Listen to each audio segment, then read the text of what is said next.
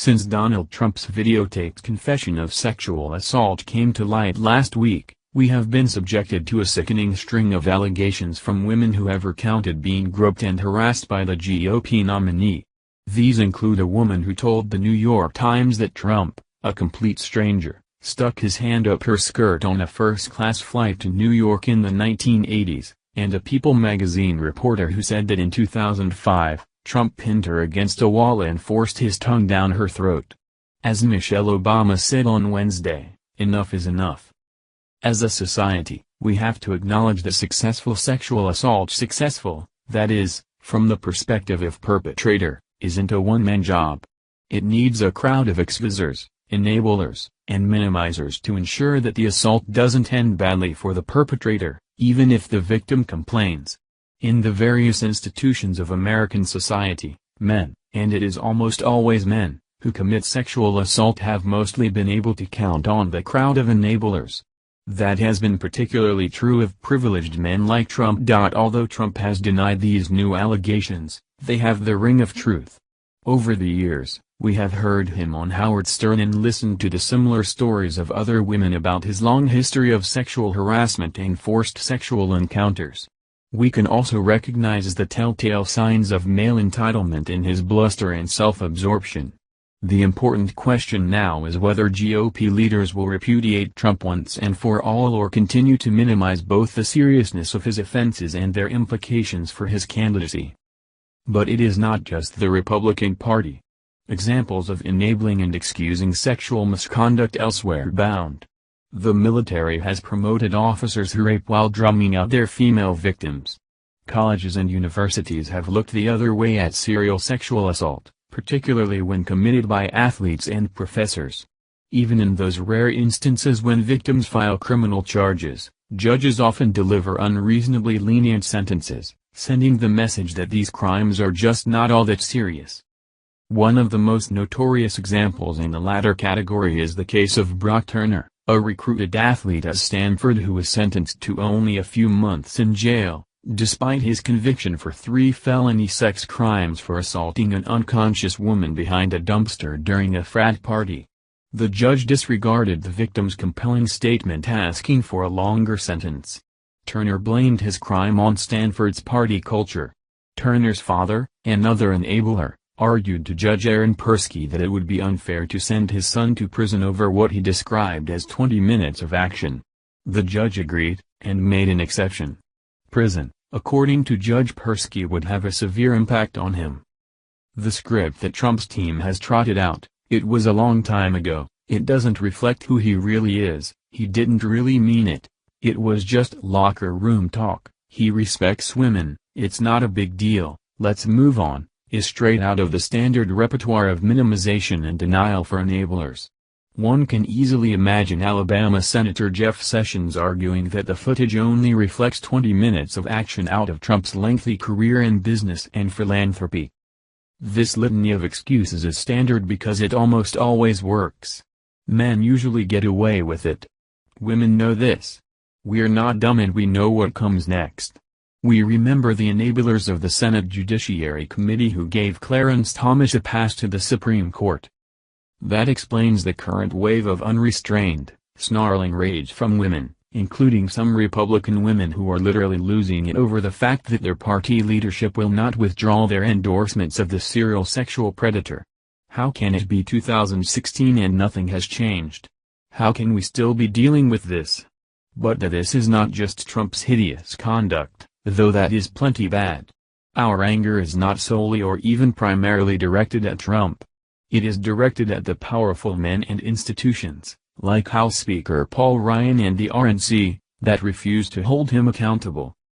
Over and over, the institutions that women count on to protect us have betrayed us, exacerbating the injury of the assault. Men in power have valued the careers of other men, as athletes, as soldiers, as corporate officers, as politicians, far more than they have valued our right to be free of the grossest and most personal kinds of violations. They have looked the other way. As a result, sexual assault is epidemic. For example, at Stanford University where I teach, Nearly 40% of undergraduate women experience some form of sexual assault or serious sexual misconduct. The figures are even worse for some groups such as women of color, disabled women and LGBT students. Yet fewer than 3% of these assaults are reported to campus authorities. One reason may be that the same survey found that only 28% of women and 45% of men think that it's very likely that Stanford would hold anyone found responsible for sexual assault accountable. It is these university officials, seen by many as enablers, who often draw the strongest fire from students. In this respect, the anger over sexual assault shares elements in common with the anger over police abuses in minority communities.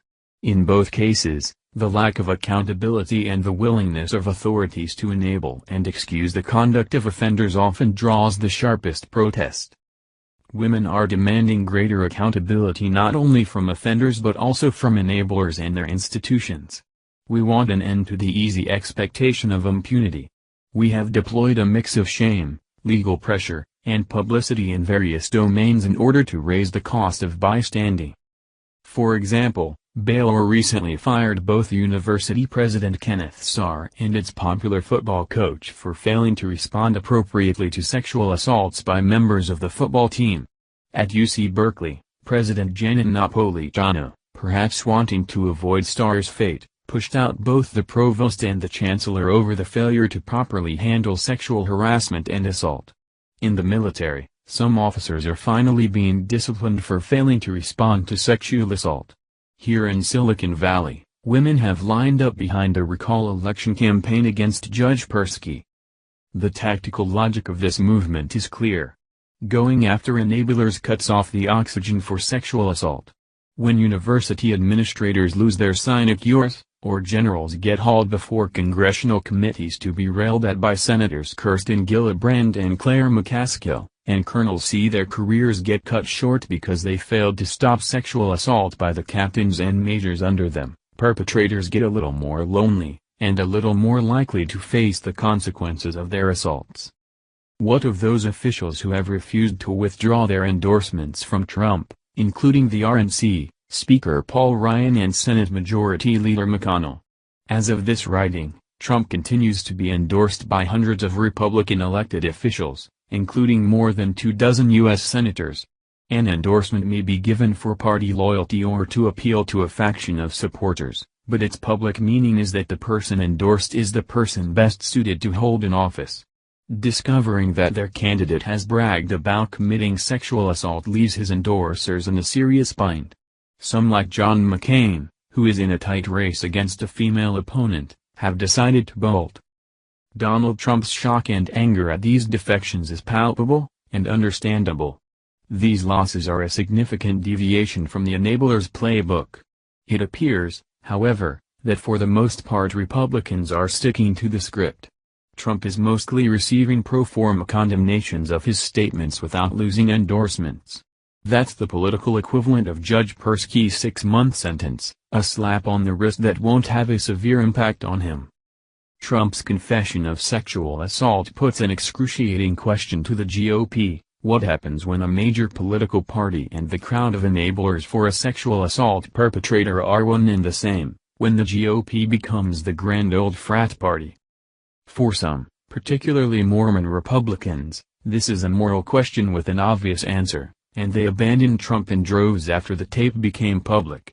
For most, though, it is a political question: will women apply the same logic to the Republican Party as to senior military officers, university presidents, or judges who excuse sexual assault in their domains? If so, the political survival of the party and its leadership depends on cutting ties to Trump now. If not, then Trump is a short-term problem that the voters will solve in a few weeks, and it makes no sense to sacrifice the principle of party unity. Most Republicans seem to believe that they and their party will not be held accountable for their enabling of Trump. Women have the power to prove them wrong. Let's use it. Use it.